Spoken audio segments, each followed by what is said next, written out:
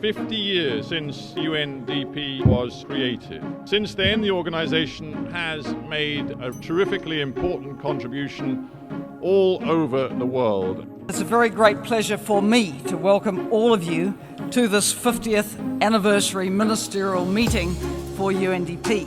It is truly a testament to the last half century of partnership that so many senior ministers and even heads of government and state have come all the way to New York to mark this very important milestone in the life of our organisation. Je pense qu'il est extrêmement important cette conférence ministérielle. C'est important que la communauté internationale puisse se retrouver autour du PNUD parce que le PNUD aussi c'est le PNUD qui coordonne l'action justement du système des Nations Unies sur le terrain. There's a consensus globally that UNDP has been an instrumental partner at the development level. This is why we see all these delegates and high-level representation and key development of finance or foreign ministers around the world participating to celebrate this 50-year milestone and to also emphasize the need to continue UNDP's leadership as we move on implementing the SDGs. We have a new sustainable development agenda. Expectations are very high of us and of what can be done. So getting the direct input of the ministers is vital. Hubo muchos testimonios del importante progreso en materia de reducción de la pobreza.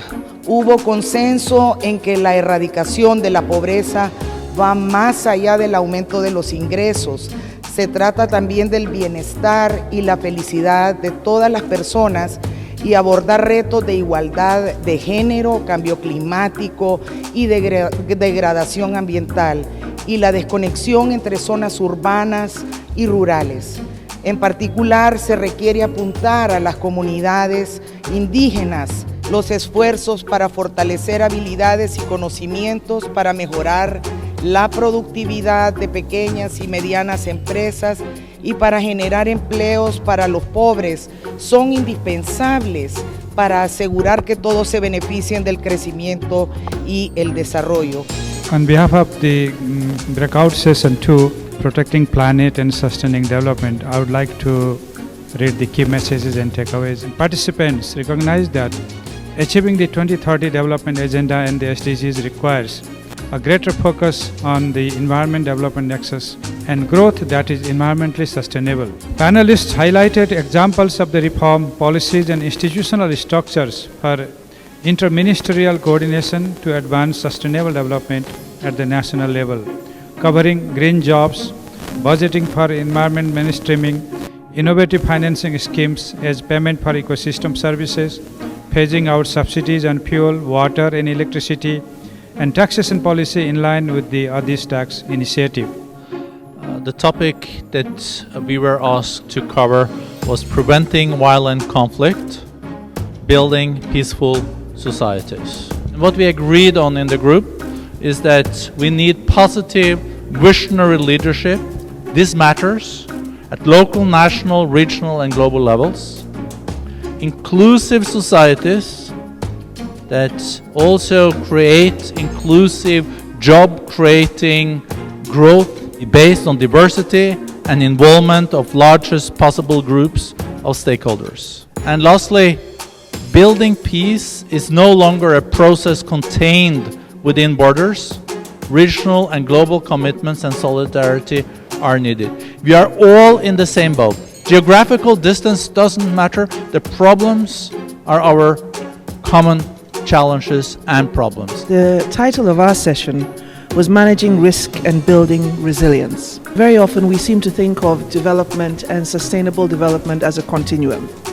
We assume as a matter of course that things will move on and we will make progress. And it's important that we should not take for granted that it will automatically move forward positively for us to make progress. And we should be looking at managing the risk environment much better than we have. It's essential to develop effective institutional mechanisms to address the multiple challenges arising from climate change and disaster risks and adopt an integrated approach. A whole-of-society approach is imperative to facilitate risk-informed development. We recognize the potential for regional coordination and South-South cooperation, and we acknowledge that it needs to be better harnessed to complement international support. The lessons that we learn from each other are perhaps as valuable as the lessons and the support that we get from our development partners. Some experts suggest a gap of $2.5 trillion a year in financing, which is needed to achieve the SDGs. What are the best financing options for countries at different income levels and those in special circumstances to implement the 2030 agenda? Many of our territories are forced onto the open market where borrowing is extremely expensive.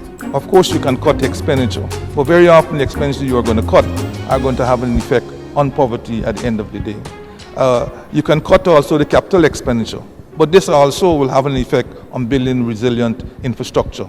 Taxes, many of our territories are overburdened by taxes, especially trade taxes, and so to add further taxes will also create issues. So I believe the opportunity is nigh for better and lasting partnerships to be built between our economies and international partners. We have to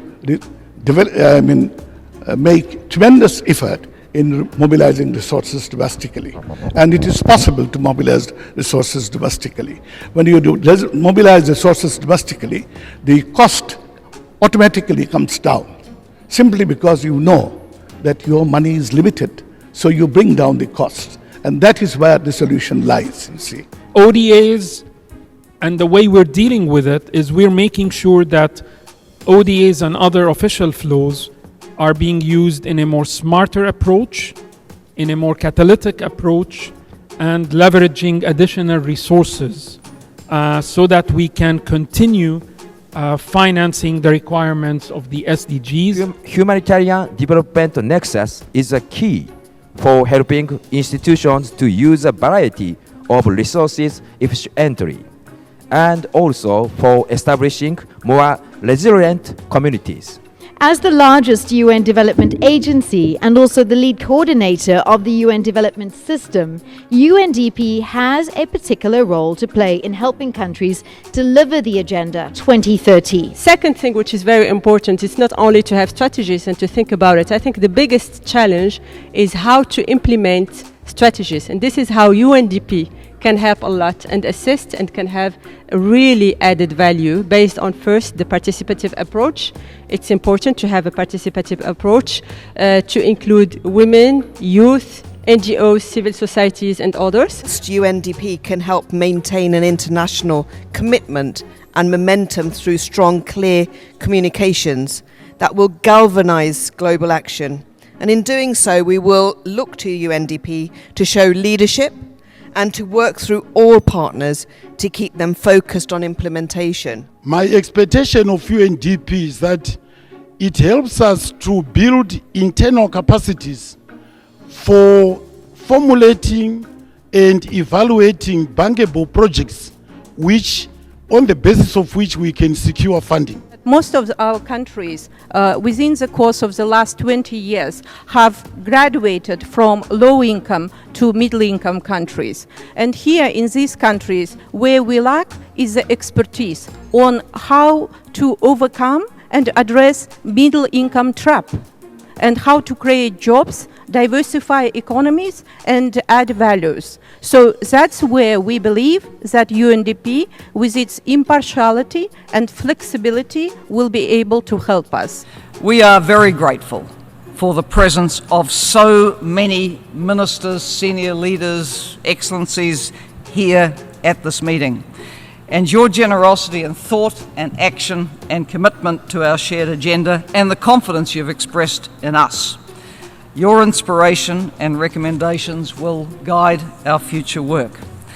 In closing, can I express special appreciation to all who journeyed here to help shape our future. We are indebted to all of you who have come and to all our staff for their contributions. And can I also end on the note of thanking all our staff around the world who work with dedication to making a difference for people and planet and are dedicated to carrying on doing just that. Thank you very much. Please come to the reception and a safe journey home. Thank you.